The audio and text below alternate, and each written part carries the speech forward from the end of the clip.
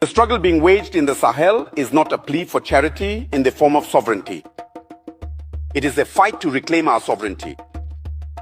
And from this perspective, my remarks revolve around two cliches that need to be clarified. Because we observe that through speeches and even the human rights issues that are raised, there are strategic plans to assassinate our leaders that are underway. And when I speak of a strategic plan to assassinate leaders, I need to be precise in my words so that everyone can understand. From the moment we talk about democracy, it is said that the AES countries must return to democracy. They must return to holding elections. What kind of democracy are we talking about? That question mark deserves to be raised, considering that from the 1960s to 2022, if I take the case of Burkina Faso, we have been governed by so-called Democrats who were installed, put in place by people sitting on the other side of the oceans. What has been the impact on the ground? Let me give a few examples. From 2022, that is from 1960 to 2022, that makes 62 years. Compared to the period from 2022 to 2026, that's 4 years. In 4 years, here is what has been accomplished. When the call was made to the Burkinabe people to face the current situation, starting in 2022, at the moment when I am speaking to you, the state has allocated 104 billion CFA francs to agricultural mechanization and inputs. And what results have we achieved? That means 104 billion, which is more. And this allowed us to reach 67,000 tons of cereals to feed the population. Isn't that defending human rights? If you have an accident right now and go to the hospital, you could die because we can't get a scan done. The cost has been reduced from 50,000 to 25,000. That's a 50% reduction during wartime. But from 1960 to 2022, this has never been done.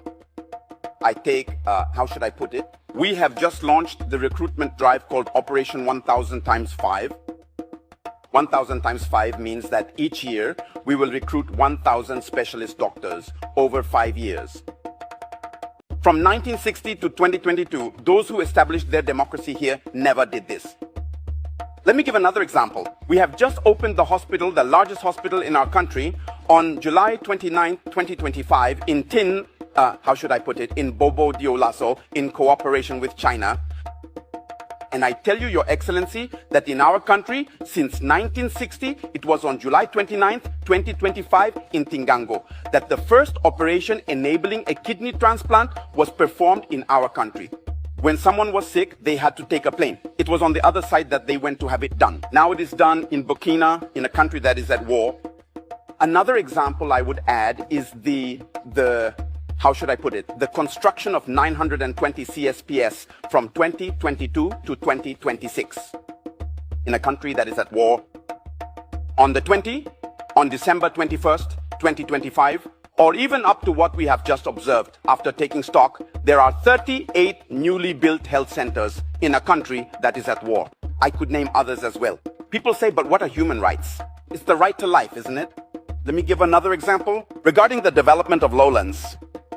The development of lowlands to allow farmers, that is peasants, to be able to take care of them. We have gone from 5,000 hectares since the 1960s up to now. We have gone from 5,000 to 25,000 hectares in 2025. But this is a country at war. And still in the field of agriculture, for plowing, for the peasants who own the land, we take tractors and go plow it for them for free. And in 2025, we plowed 58,000 hectares of land for free for the peasants. Is there any greater defense of human rights than that? And when I take, for example, the armed forces, among the 11 agreements where it was stated that we cannot purchase equipment elsewhere unless it's from France, and we cannot train our soldiers elsewhere unless it's in France, I inform you that from 2022 to 2025, we have independently formed around 20 rapid intervention battalions, all fully equipped with at least 500 soldiers per battalion. I'm not going to give the exact number because the enemy might be listening. And since these are military matters, if I give the details, you could prepare yourselves and come. I won't give everything. I'll just give an approximate figure. Whether it's less or more, you won't know. Second example, we have formed about 10 mobile police intervention unit groups. They are already deployed in the field. We have established gendarmerie legions throughout the entire country, nearly 10 mobile gendarmerie squadrons. They are already deployed in the field. From 1960 to 2022, there was only one airbase. Today, we have 4. From 2022 to 2026, 4 air bases. There you have it. But I say I'm giving approximate numbers, not the total. That's it. The volunteers for the defense of the homeland who have been considered as militias. I myself, standing before you, am a volunteer for the defense of the homeland. So these are not just men picked up off the street to say that we form militias. And all those who are volunteers for the defense of the homeland on the ground, as time goes on, we remove them, we integrate them directly into the army without training. Those who are not fit to join the army are placed either in entrepreneurship, whether it's agriculture, carpentry, or welding. That's what's being done in Burkina. So it's essential that we ask everyone to take off their blinders in order to better see reality. What we're saying is, yes, people say Burkina doesn't want democracy. We never said we don't want democracy. Democracy is a forced garment that people want to make us wear. We will not accept it. If our grandparents were forced to wear it, we are saying no. And we have the necessary ability to say no. And even tomorrow we will say no. Liberal democracy, whose principles are based on homosexuality, whose principles are based on marriage between 2 children, or with their mother or father, this is over. In Africa and in Burkina, there will be none of that. In our space, in the US, there will be none of that. So from this point of view, democracy has its principles. We think we can violate the constitution, get ourselves elected 3 or 4 times, settle in, and nothing happens. We kill 3,000 people, we install whoever we want, and nothing happens. And someone comes to power by force, supported by the people, without even a drop of blood being shed, and you think that this person should go? I'm telling you that there is a murder that is being covered up. I'll give you the references. You can even go and check on the ground how a major power will say it, right? Or in a report, they say yes, that satellites saw the FDS carrying out mass killings. Satellites that can see the FDS committing mass murders. Yet those same satellites are unable to spot terrorists organizing to attack your beautiful satellites. So are they binary or what? So they observe selectively. So your satellites, when it's your own people, they don't see anything. So there really is a problem.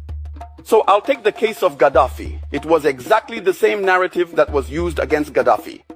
And there you have it. Those are the examples.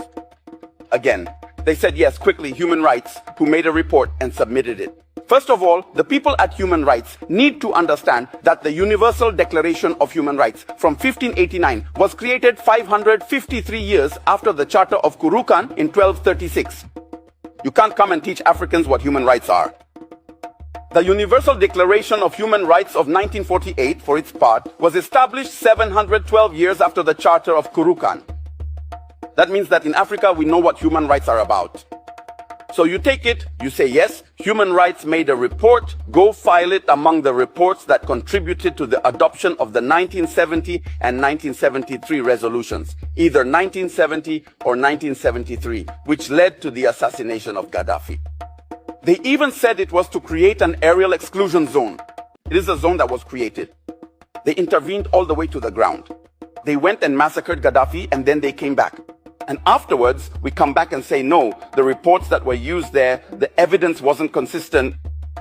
There you go. These are people who called. That's it. It's online. You can look it up. And it's on this basis that Gaddafi, in 2025, has even just been convicted for criminal conspiracy and other charges. That means that the leaders of Human Rights Watch should also be held accountable as criminals. Criminal conspiracy, that's what it means. So, finishing up these examples. I say that Burkina Faso, within the ARS, we are committed not against a people, not against a person, not against a group. But if a group stands in the way of our interests, we will defend ourselves. That needs to be clear. We are committed to reclaiming our sovereignty. Political sovereignty, for example, we will no longer have leaders imposed on us. That's one point. Economic sovereignty, for example, our resources will serve our people. Our young people who die on the shores of the oceans, who come back here, that's over. Security sovereignty, for example, saying that we have to buy everything, military equipment and so on, from France, that's over.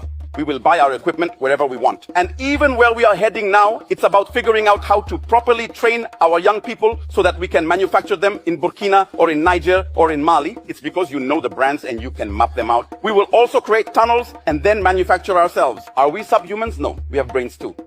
That's it. But now cultural sovereignty. It's about preventing the continued erosion of our identity. We are engaged in the struggle to reclaim our identity. And when I said it's a conquest, it's not just any conquest in this world. We are ready. We who are here. If it means losing our lives for this, we are ready.